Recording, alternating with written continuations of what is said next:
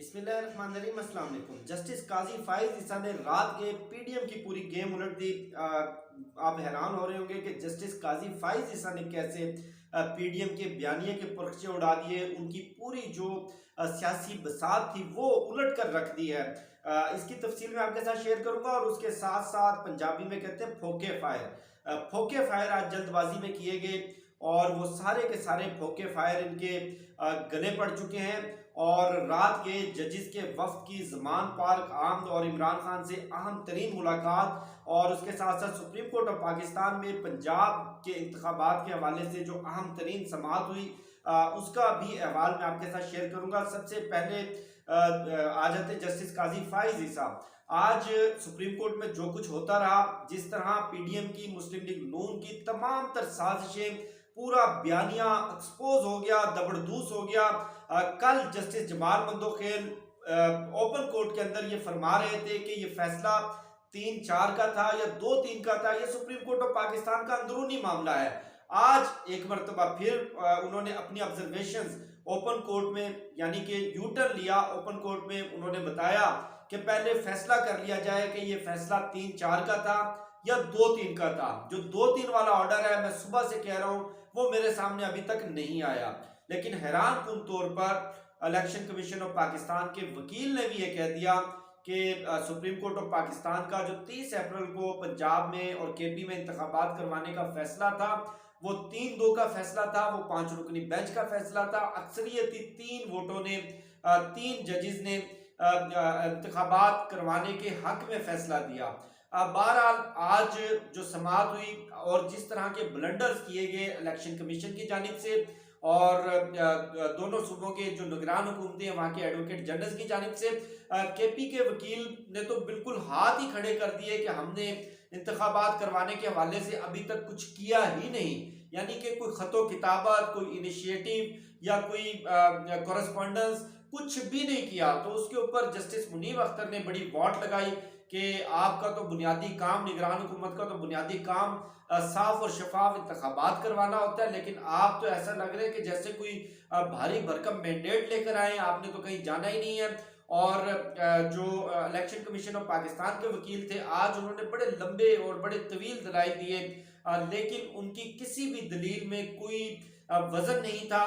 और बार बार बेंच की जानिब से ये सवाल किया जाता रहा, क्या इलेक्शन कमीशन के पास ऐसा कोई आईनी इख्तियार है कि वो सदर पाकिस्तान की दी गई इंतखाबी डेट को, तारीख को तब्दील कर सकें।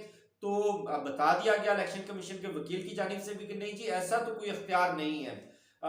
तो 8 अक्टूबर की डेट क्यों दी? कैसे आपने अज्यूम कर लिया कि 8 अक्टूबर को माली मसाइल भी हल हो जाएंगे, 8 अक्टूबर को सिक्योरिटी मसाइल भी हल हो जाएंगे और 8 अक्टूबर के ही दिन दहशतगर्दी भी खत्म हो जाएगी?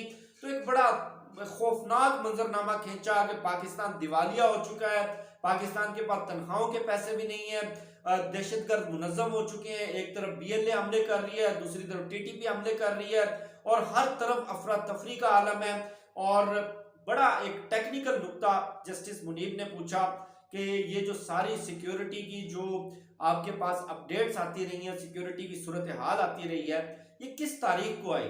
तो हैरान कुन तौर पर पता ये चला कि ये तो फरवरी के अंदर ये सारी सिक्योरिटी अपडेट्स आई हैं, जबकि सुप्रीम कोर्ट ऑफ पाकिस्तान ने तो 1 मार्च को फैसला दिया है। 1 मार्च से लेकर आज के दिन तक आपने क्या सुप्रीम कोर्ट का फैसला नाफिज करवाने के लिए कोई सदर से मुशावरत की?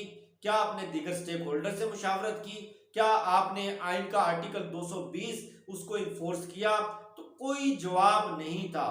और बज़ाहिर लग ये रहा है कि कल के दिन सुप्रीम कोर्ट इस मामले को उड़ा कर रख देगी और इंतखाबात 30 अप्रैल के ही दिन होंगे। लेकिन उसके साथ साथ जैसे कि मैंने आपको बताया था, plan A, plan B, plan C execute कर दिया गया है, प्लान सी लॉन्च कर दिया गया है। लेकिन लॉन्च करने के पहले ही दिन आप कह लें कि फ्रेंडली फायरिंग कह लें या आप कह लें फोके फायर कह लें, पंजाबी में तो वैसे फोके फायर कहा जाता है, ये अपने ही फौजी शहीद करने लगा। अपने फौजियों से मुराद अपनी ही सिपाह के ऊपर, अपने ही लश्कर के ऊपर ये सारा गलती से हमला कर दिया जस्टिस काजी फाइज ईसा ने। मामला था हाफिज कुरान को 20 इजाफी नंबर देने का मेरिट में ये मामला सुप्रीम कोर्ट ऑफ पाकिस्तान में चैलेंज किया गया था कि 20 इजाफी नंबर मेडिकल के दाखिले में नहीं दिए गए, जिसके ऊपर जस्टिस काजी फाइज ईसा ने नोटिस लिया और इसके ऊपर 3 रुकनी बेंच बना। 3 रुकनी बेंच में justice Shahid Waheed, justice Aminuddin, justice Qazi Faez Isa शामिल थे।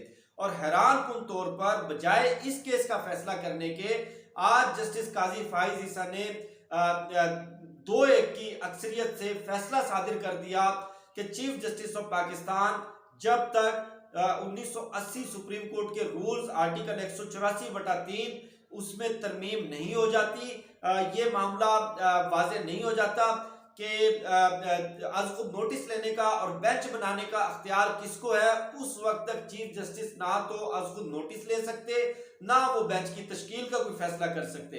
अब आप अंदाजा लगाएं कि एक तरफ कल के रोज पूरी पीडीएम की तमाम जमातों को पार्लियामेंट में इकट्ठा करके सुप्रीम कोर्ट के रूल्स में अमेंडमेंट की गई, नया बिल लाया गया, बिल पास करवाया गया, ना तरावी का होश था, ना अफ्तारी का होश था, ना नमाज का होश था, ना इनको किसी और चीज का होश था, और रातों रात ये कार्रवाई डाली गई और रातों रात अभी बिल इन्फोर्स नहीं हुआ, अभी सेनेट से मंजूर नहीं हुआ, सेनेट का इजलास तक नहीं हुआ, जस्टिस काजी फाइज ईसा ने एक ऐसे कानून के ऊपर फैसला दे दिया जो कि अभी वजूद में आया ही नहीं, जो कि अभी पैदा ही नहीं हुआ। और उन्होंने चीफ जस्टिस ऑफ पाकिस्तान को जो आईने पाकिस्तान ने, जो पाकिस्तान के कानून ने, जो सुप्रीम कोर्ट के रूल्स ने जो इस्तेहकाक दिया है, जो उनको एक पावर दी है, उसको एक्सरसाइज करने से रोक दिया। फिर जो सबसे इंटरेस्टिंग नुकता है, जो सबसे मजे का नुकता है, जो तरमीमी बिल पास किया गया, वो तरमीमी बिल उसकी जो बुनियादी चीजें हैं वो मैं आपके सामने रखता हूं कि सुप्रीम कोर्ट के 3 मोस्ट सीनियर जजेस वो फैसला करेंगे आज खुद नोटिस लेने का, वो फैसला करेंगे बेंच की तश्कील का। इस वक्त सुप्रीम कोर्ट के 3 मोस्ट सीनियर जजेस कौन से हैं? चीफ जस्टिस उमर रज़ा बंदियाल, जस्टिस काजी फाइज ईसा, जस्टिस सरदार तारिक मसूद। और इन्होंने फैसला करना था। अगर एक लम्हे के लिए फर्ज भी कर लेंगे चूंकि पार्लियामेंट से बिल पास हो गया, बड़ी जल्दी थी, उनको बड़ा जोर से आइन आया था जस्टिस काजी फाइज ईसा को, तो फिर भी जो 3 रुकनी बेंच जिसने फैसला दिया है, जिसमें justice Aminuddin, justice Shahid Waheed, justice Qazi Faez Isa, वो सीनियरिटी लिस्ट में जो टॉप 3 सीनियर जजेस हैं उसके क्राइटेरिया पर पूरा नहीं उतरता। यानी कि जो साजिश थी अदलिया को तकसीम करने की, जो साजिश थी 1997 की तारीख दोहराने की, सुप्रीम कोर्ट पर हमला करने की, वो खुद एक्सपोज कर बैठे और इतने कोई बड़े ब्लंडर्स मारे हैं जस्टिस काजी फाइज ईसा ने इस फैसले में कि ये तो पहली समात में ये कानूनी माहिरीन के मुताबिक सुप्रीम कोर्ट उड़ा कर रख देगी इस मामले को, और जस्टिस उमर रज़ा बंदियाल किसी सूरत इस मामले को टॉलरेट नहीं करेंगे। ये बराह रास्त पाकिस्तान के निज़ाम अदल पर, पाकिस्तान की जुडिशरी के ऊपर, पाकिस्तान की सुप्रीम अदालतों के ऊपर ये हमला है।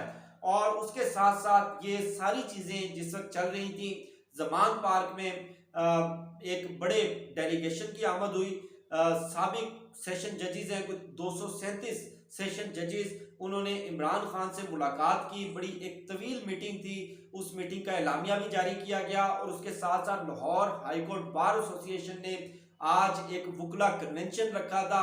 उस वुकला कन्वेंशन में भी जिस तरह आइन की पामाली की जा रही है, जिस तरह आइन की राह में रोड़े अटकाए जा रहे हैं, जिस तरह पंजाब में और केपी में इंतखाबात करवाने का जो एक आइनी तकाजा है उसको बिल्डोज किया जा रहा है, उसके खिलाफ करारदाद मंजूर की। और उसके साथ साथ वुकला तंजीमों के अहम रहनुमाओं ने भी इमरान खान से मुलाकात की।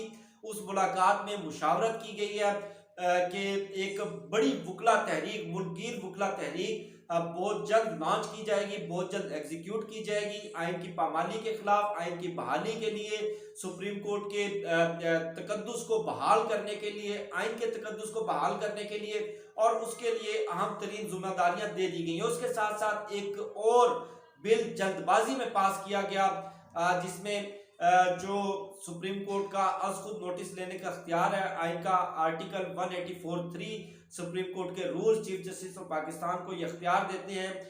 उसमें बड़ी हैरत अंगेज तौर पर रेट्रोस्कोपिक एक लॉ पास किया गया, एक बिल पास किया गया कि जितने भी आज खुद नोटिस माजी में हुए हैं, उन आज खुद नोटिस का जो फैसला आया उसके खिलाफ अपील करने के लिए, उसके खिलाफ रिलीफ लेने के लिए ये एक आईनी और कानूनी विंडो खोली गई है।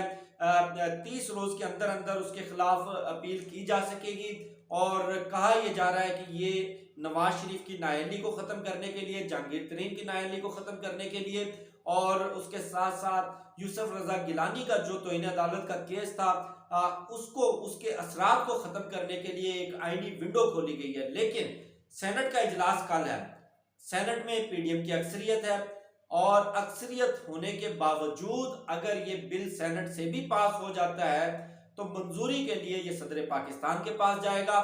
सदर पाकिस्तान बिल को रोक सकते हैं, उस पर गालबन 10 रोज वो सोच विचार कर सकते हैं, 10 रोज या 15 रोज, आई एम नॉट श्योर, लेकिन वो सोच विचार कर सकते हैं और उस सोच विचार का टाइम लेने के बाद वो बिल को वापस पार्लियामेंट भेजेंगे, जिसके लिए पार्लियामेंट का मुश्तरका इजलास बुलाया जाएगा और मुश्तरका इजलास में बिल दोबारा मंजूर करके सदर पाकिस्तान को भेजा जाएगा। उसके बाद एक मरतबा फिर सदर पाकिस्तान के पास 15 रोज का टाइम होगा और वो बिल 15 रोज के बाद जाकर इन्फोर्स होगा, यानी कि कुछ 40 दिन का वक्त सदर पाकिस्तान के पास भी है।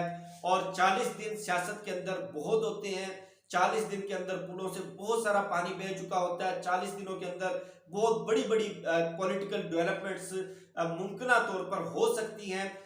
ये सारी जो जल्दबाजियां, ये जो सारे फोके फायर, ये बहुत जल्द इनके गले पड़ने वाले हैं, क्योंकि ज्यादा से ज्यादा कल के रोज या ज्यादा से ज्यादा परसों के रोज सुप्रीम कोर्ट ऑफ पाकिस्तान ये फैसला सुना देगी कि पंजाब और केपी में 30 अप्रैल तक इंतखाबात हर हाल में करवाने पड़ेंगे।